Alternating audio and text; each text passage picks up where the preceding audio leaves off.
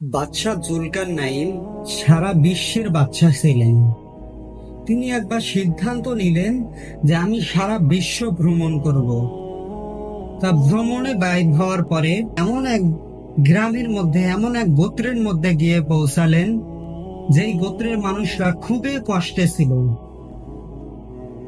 সেই গোত্রের মানুষরা বাদশাহ জুলকারনাইনকে বিচার দিতে শুরু করলেন। পাশের গোত্রের নাম ছিল ইয়াজুজ মাজুজ। ওই গোত্রের নাম হলো ইয়াজুজ মাজুজ।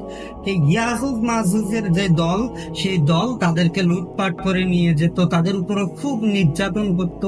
তা বাদশাহ জুলকারনাইনকে বলল যে বাদশাহ, আপনি আমাদেরকে এখানে একটা দেয়াল করে দেন, আমরা অর্ধেক অর্থ দিব আর আপনি অর্ধেক অর্থ দিন, দিয়ে এই দেয়ালটা আমাদেরকে তৈরি করে দেন। সেই সময় বাদশাহ জুলকারনাইন বলল যে আপনাদেরকে কোনো অর্থ দেওয়া লাগবে না, আপনারা শুধু শ্রম দেন।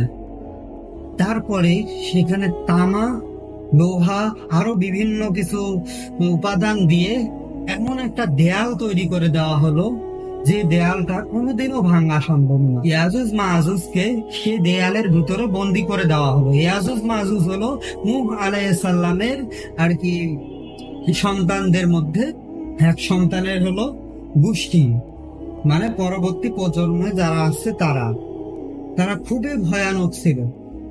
তারা কি করতেছে, সেই সময় থেকে সেই দেয়ালটাকে চাটতে থাকে, চাটতে চাটতে চাটতে চাটতে যখন চুলের মতন চিকন হয়ে যায়, তখন সূর্য ডুবে যায়, তখন বলে যে আবার কালকে আসবে।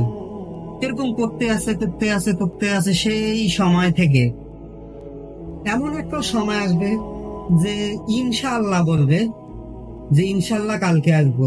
হয়তো বা এমন হতে পারে যে কোনো একটা ছেলের নাম ইনশাআল্লাহ থাকবে, সেই গোত্রে কোনো এক ছেলের নাম ইনশাল্লাহ এরকম রাখা হবে, অথবা কোনো এক কারণে ইনশাল্লাহ বলা হবে ইনশাল্লাহ কালকে এসে করব। সেই সময় পরের দিন এসে দেখবে যে আবার এরকম থুয়ে গেছিল ওরকম আছে এখন। তারপরে তারা বাকিটুকু শেষ করে পৃথিবীর মধ্যে ঢুকে পড়বে।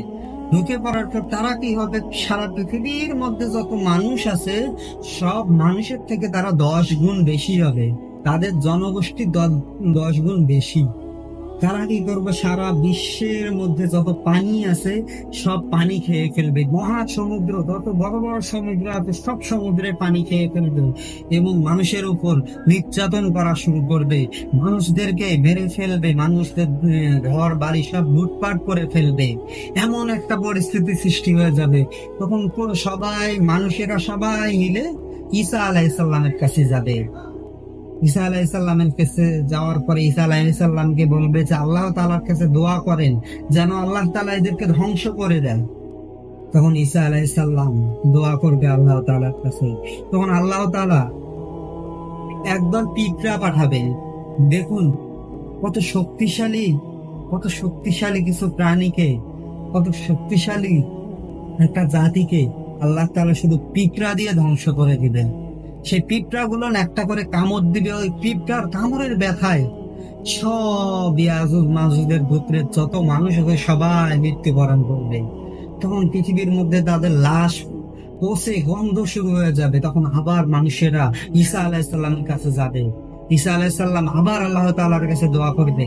আল্লাহ তাআলা এমন কিছু পাখি পাঠাবে যে পাখিগুলো সারা বিশ্বের মধ্যে যত লাশ আছে সব লাশকে তুলে নিয়ে গিয়ে সমুদ্রের মধ্যে ফেলাবো এবং আল্লাহ তাআলা এমন একটা বৃষ্টি দিবে, আবার পৃথিবীর যত সমুদ্র আছে সব সমুদ্র, নদী নালা সব পানি দিয়ে ভরপুর হয়ে যাবে এবং তারপরে মাটির তল থেকে স্বর্ণ বাইর হবে। স্বর্ণ বলতে বোঝানো হয়েছে ফসল বাইর হবে। তারপরে মানুষ আবার পৃথিবীর মধ্যে সুখে শান্তিতে বসবাস করা শুরু করবে। তো আজকের ভিডিওটা আপনাদের কাছে কেমন লাগলো অবশ্যই কমেন্ট বক্সে জানাবেন। সবাই ভালো থাকবেন, সুস্থ থাকবেন। আল্লাহ হাফেজ।